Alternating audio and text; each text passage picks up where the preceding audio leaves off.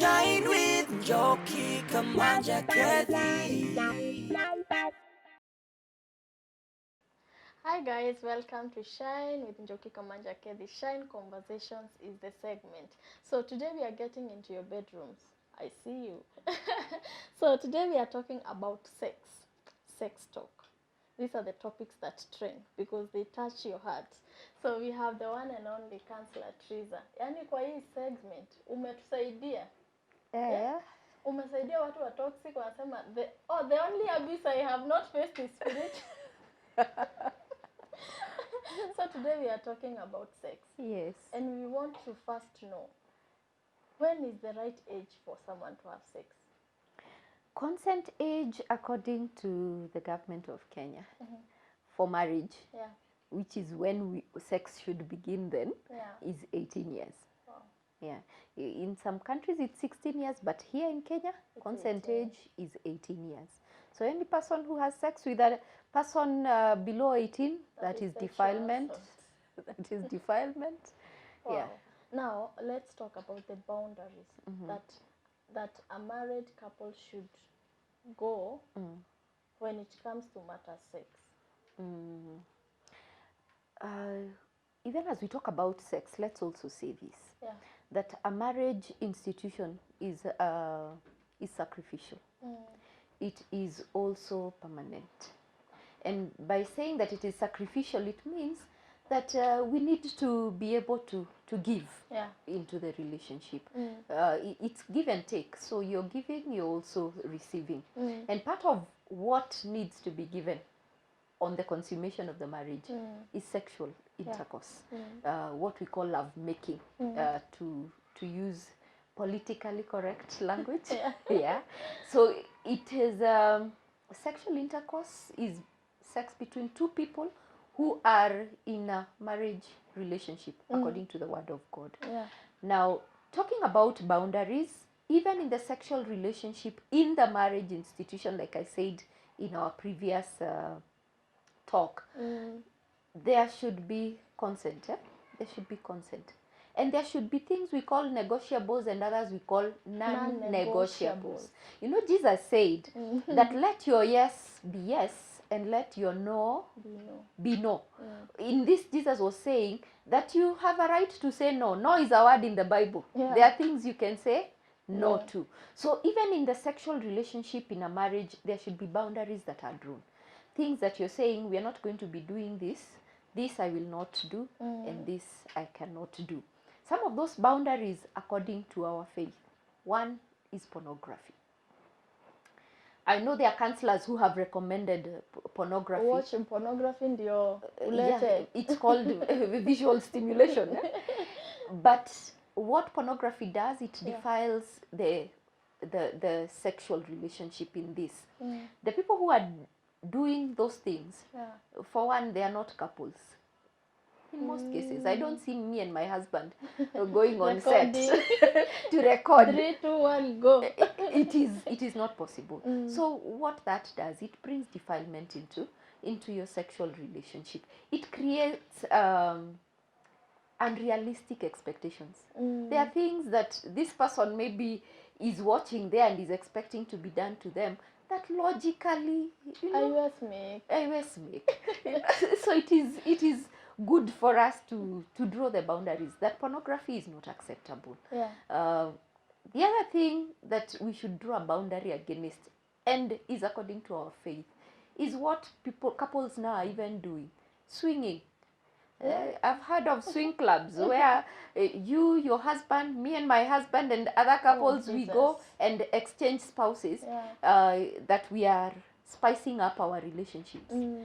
I've heard of things that in our days were unheard of. At threesomes. What are those? That is, Paul said and made it very clear. Let the marriage bed remain undefiled.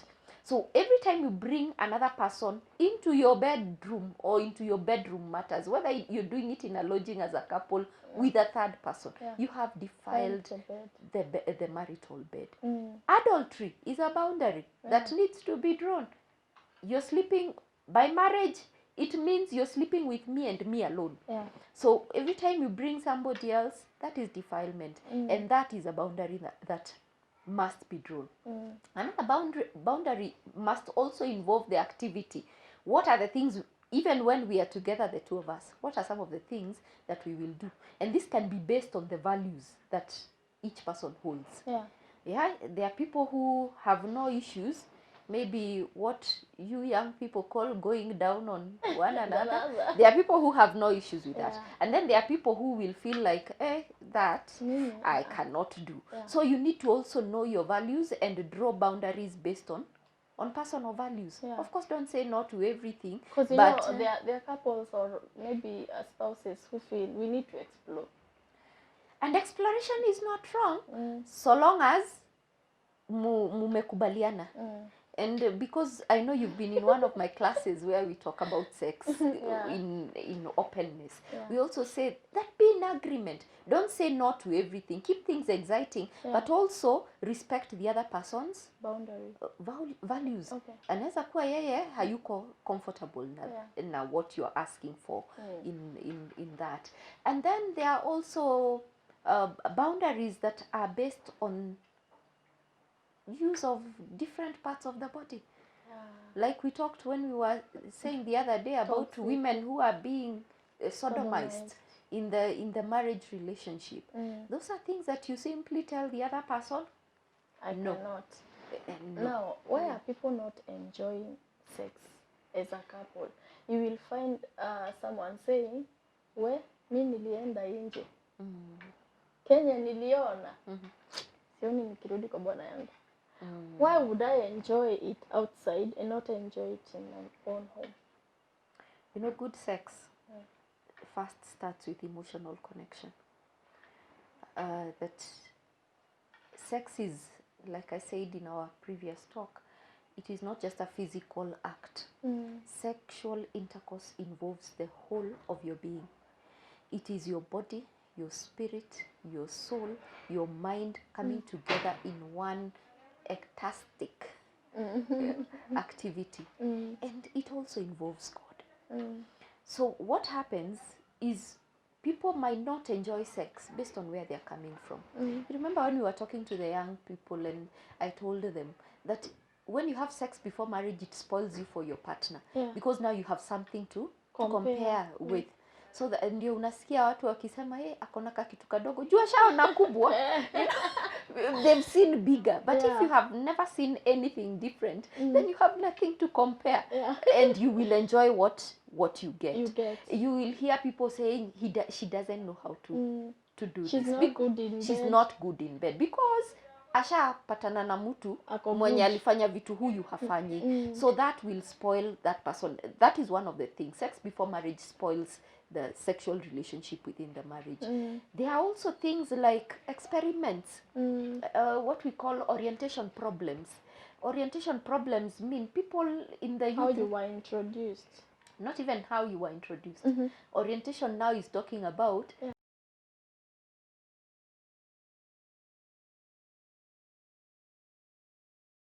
kind of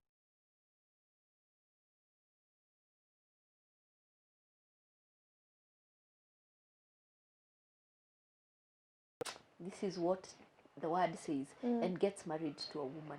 But you remember, he's oriented differently sexually. He is used to making love to men, not to women. So that will pose a problem. Every time he wants to make love to a woman, it becomes difficult, and vice versa. Women who have been lesbians and now want to become heterosexual in a marriage institution, that will pose problems.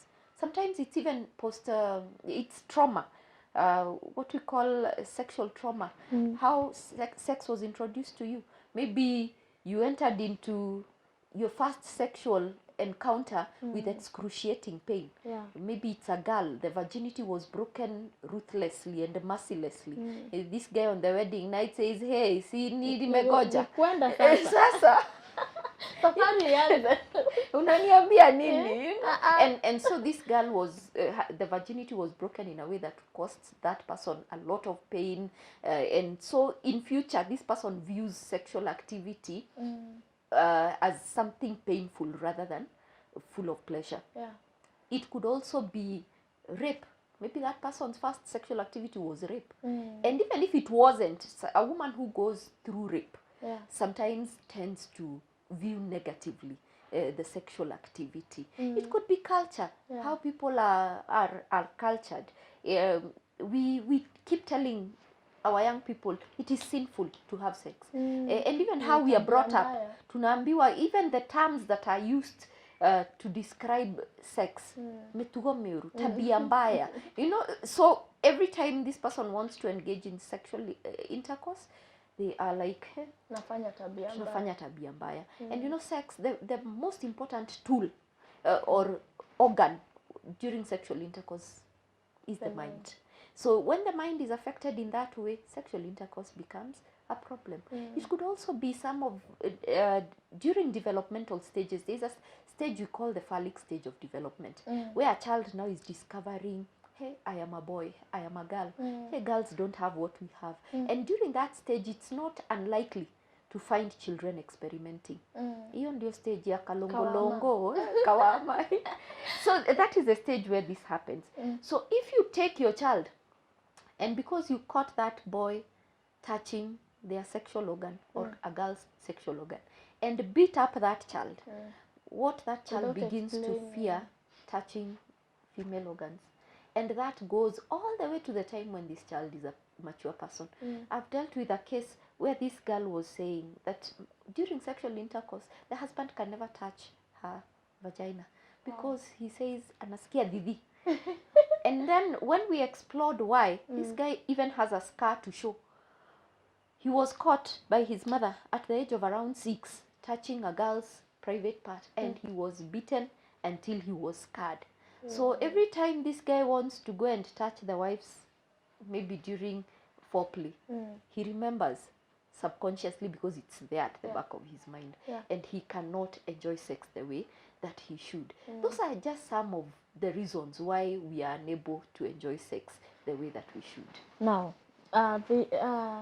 how do we come to this point of enjoy sex? Because like for men and women it's very different. Ladies lazima pepeta ndo tupike. Men it's like twende sasa.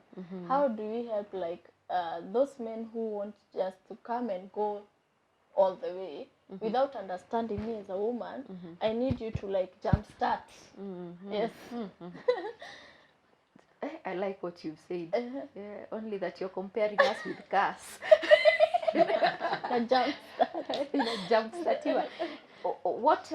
What I think is very, very important for men to understand, even those who are watching us right now, is that women too have feelings. Women too enjoy sex. Women too get an orgasm. And that is one thing that a man should understand. So it's important for a man to know what are the needs of a woman when it comes to sexual intercourse. And some of the most important sexual needs of a woman, number one is time. That quality time. That a man will come from work and drop his clothes at the door and jump on you. Haraka haraka, you know. But for us women, we require time. We need time for us to get to enjoy the sexual activity. Another need for a woman is exclusivity. I don't want to think that this thing you're doing with me, you also did with Njoki or Atieno. You know, I want to know that I'm the only person that you are doing this thing with. Another thing that women need is romance. And unfortunately, our African men tend to think that romance is a book in the Bible written by Paul. They have no idea how to be romantic. And romance for a woman is not touching that woman. Romance for a woman is showing me you've been thinking about me throughout the day. Those texts that somebody sends you in the morning, you just ametoka job, amefika job, anakwambia, hey honey, I've just gotten to work. I love you. You're the most beautiful thing in my world. Hallelujah. You know, it is that chocolate that this person will buy and bring for you. It is those flowers on Valentine's Day. It is that taking me out for ice cream, hata kama tu ni ile ya koni ya 20 bob kwa streets, it's you showing me that you love me. That is romance for a woman. And that one, when a man gives you gifts, when a man shows interest in you, when a man shows appreciation for who you are, then you have no problem relating with them sexually and even getting turned on. Another thing that women need, we talked about time, we talked about romance, Gifting. we talked about Giftings.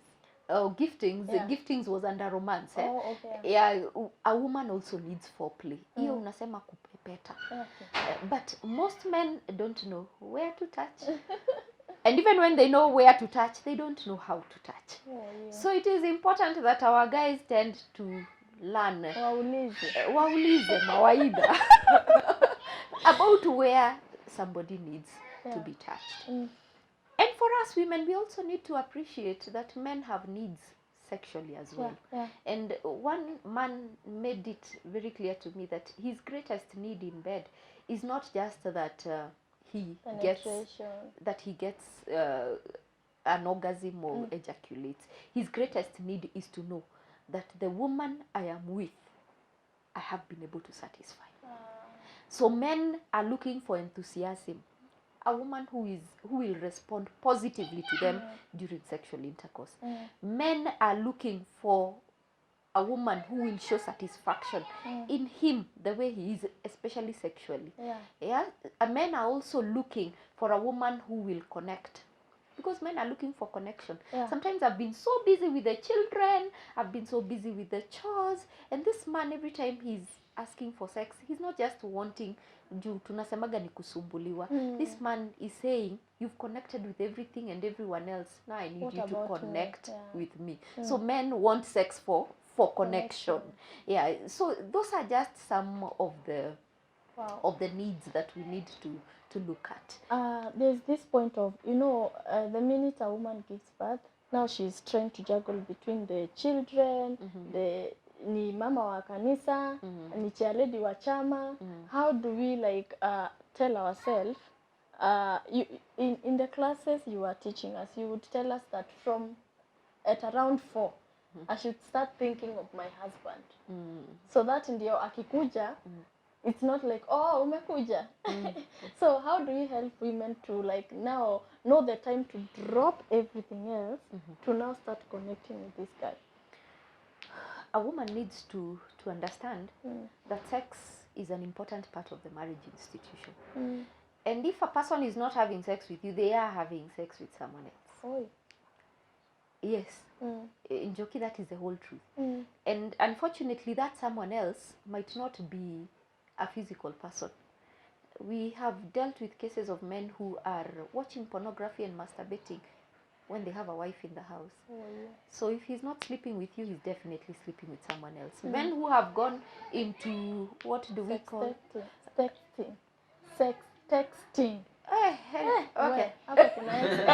Alafu pia muranga. Yes, there are also men who have gone into other addictions because now sex is not happening at home.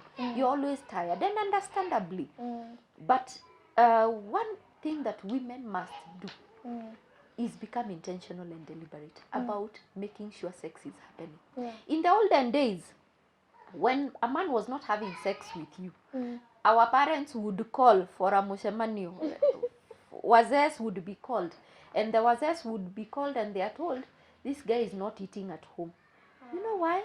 Because the women knew, if this man is not sleeping with me, chances are that I will be brought another one. I will be brought a co-wife soon, or he might be sick. So they understood the importance of sex in the marriage institution. Sisi kwa sababu ya kusoma sana na kwa sababu ya ignorance, and nobody has sensitized us about why we get into the marriage institution in the first place, we tend not to appreciate that pleasing our husbands in bed, being pleased by our husbands in bed is important. So a woman who is married and who has a man coming home that evening, from 4 o'clock, you need to prepare for your most important duty. I told one lady who was telling me, mimi nilikuwa nimechoka, nimeshinda huko na wanyama, alafu he wants sex, and then he says that's why he goes. But I told that woman, so when he goes, do you think huko anaenda wakalisha wanyama na huyo mama? Hapana. He's going there because he's not to get what he's not getting at home. So sex is important, and if we want to make our marriages affair proof, then we need to prepare for sex every day. Realize that it is an important part of connecting with your spouse. Realize that it is an important part of ensuring that your marriage is affair proof.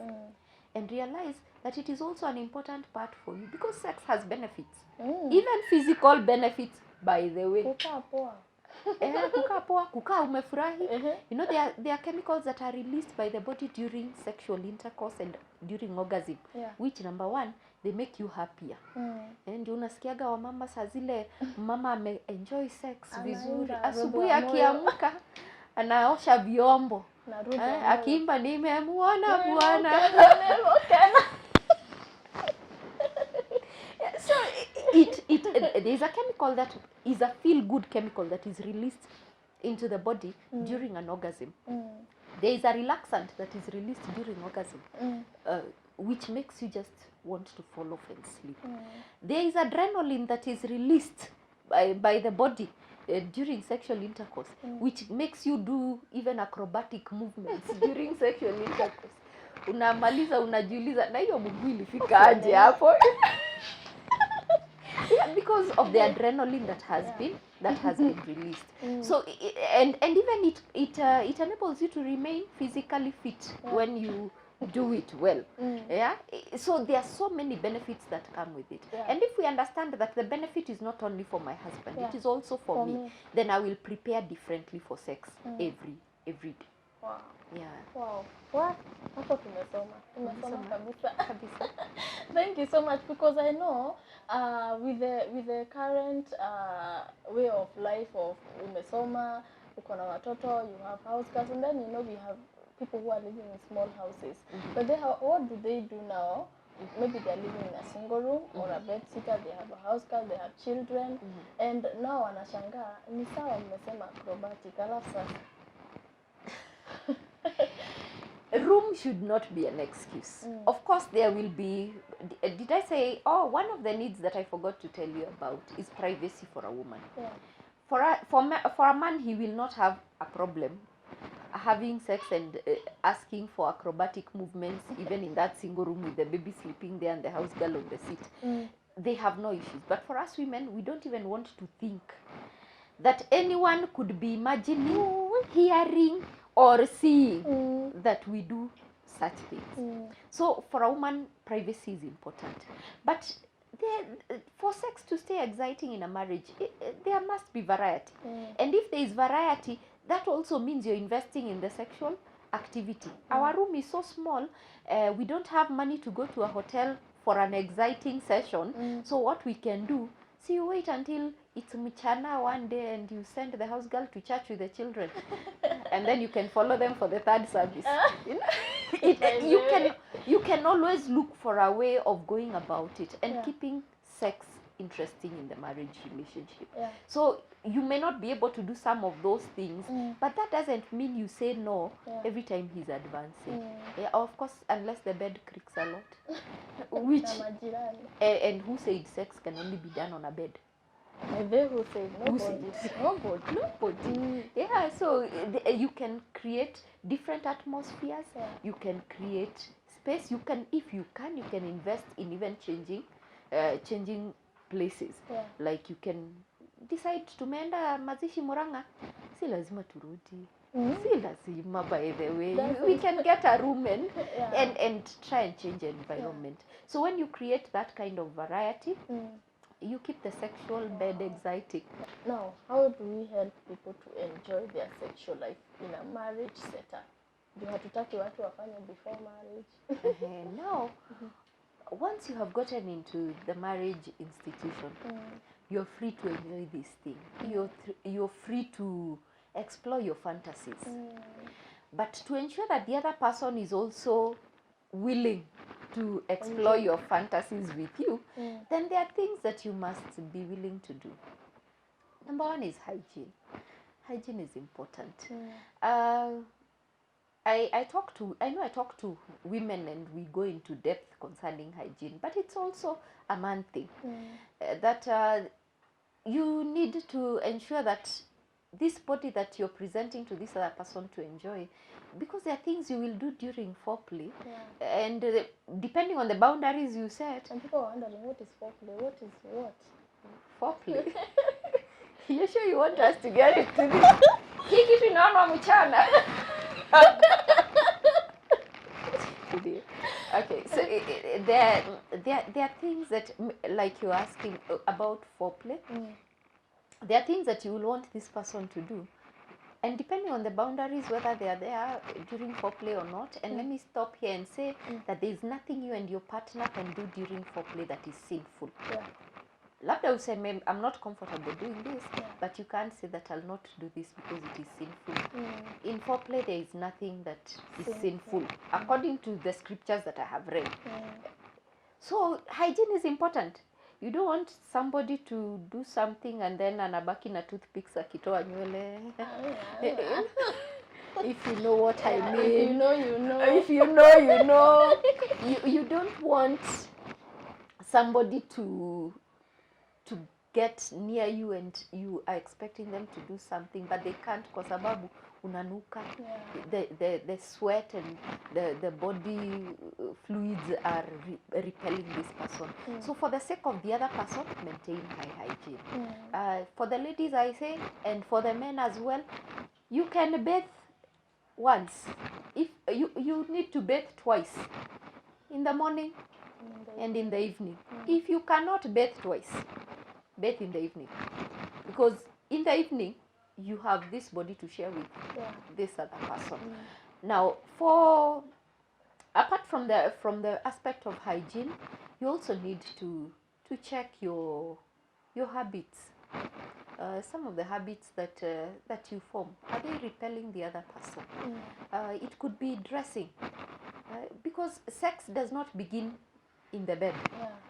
The attraction begins far from the bedroom. When your husband looks at you, does he look at you and see somebody he desires to sleep with? Do you turn him on by the way you dress, by the things you wear, in the bedroom and outside? Watu waache nguo za campaign, that is even overdone. But even what you wear on the inside. Some ladies, the guy is coming at you very turned on by the way you look on the outside. Lakini akikuwa dress, maybe the panty is the size of a diaper. It is a turn off. So what you maintain sex appeal. Look at yourself, the way you groom yourself. Do you groom yourself in a way that makes this person appeal? Do you appeal to this other person sexually? Maintaining body contact, sometimes even throughout the day. Today was a Sunday, we went to church. If you are seated, although this is because of social distance, but in those days when you are in a meeting and you're with your spouse, it's important that you continue maintaining body contact. Whether ni tano kama hiyo tumepigana, ama ni kumshika tu kimuonyeshelea kitu. Sometimes you're even talking and your hand is on his lap. That continuous body contact makes your bodies warm up to one another. And when your bodies warm up to one another, even in the bedroom, things will just be. And because I said emotional connection is important, it is important that you make sure mulali. No wonder the Bible says that do not sleep with the conflicts, with the hearts of or what do we call the offense. You don't sleep with the offense, because your sexual intimacy will just be as good as your emotional connectivity. If I can't connect with you emotionally, I cannot enjoy having sex with you. Because sex is, did we say it's not just physical? So ensure that you solve your issues as quickly as they arise, so that you're not giving room for for that gap to grow. Yeah. Yeah, and then maintain playfulness in the relationship.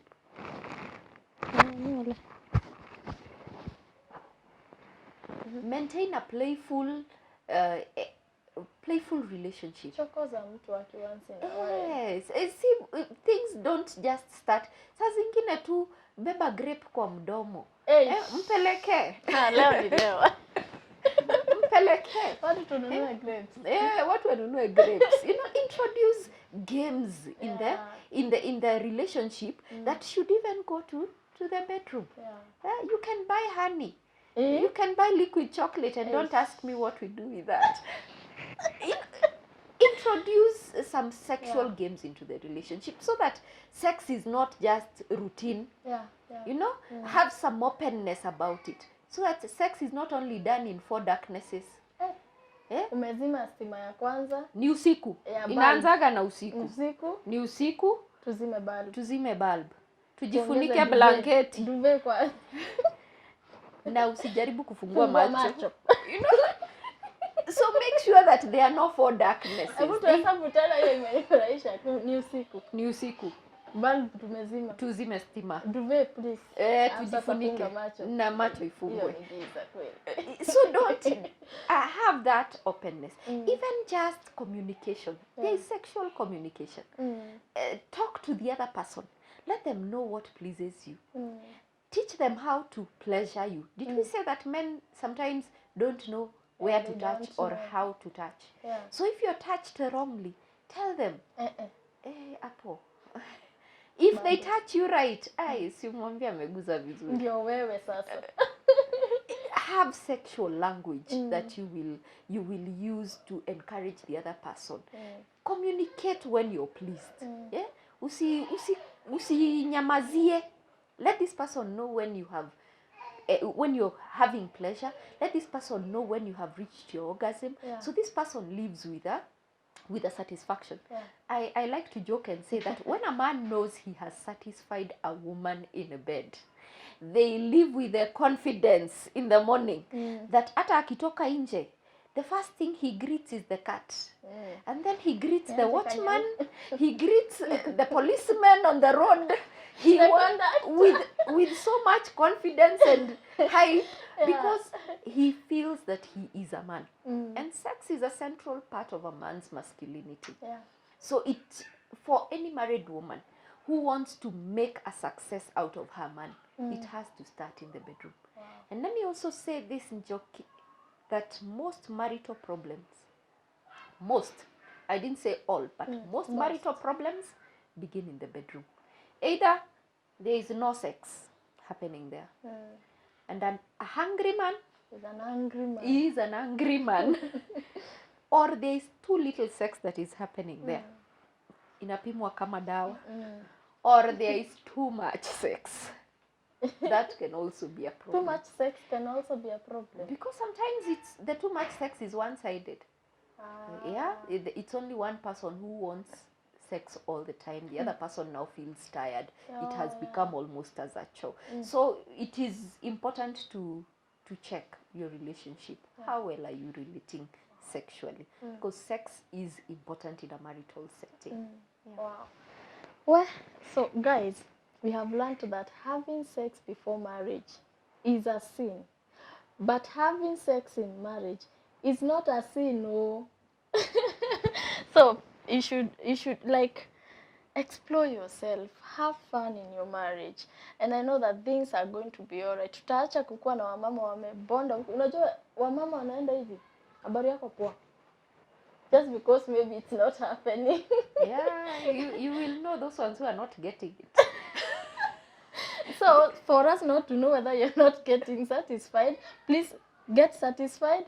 Enjoy your sex in your marriage so that we can live a happy life. Thank you so much for tuning into this channel. Thank you for watching this clip, and I hope that things are going to be okay at home. This is Shine with Njoki KAMANJA. This is a Shine conversation. You're the light and you can shine. Shine with Njoki KAMANJA.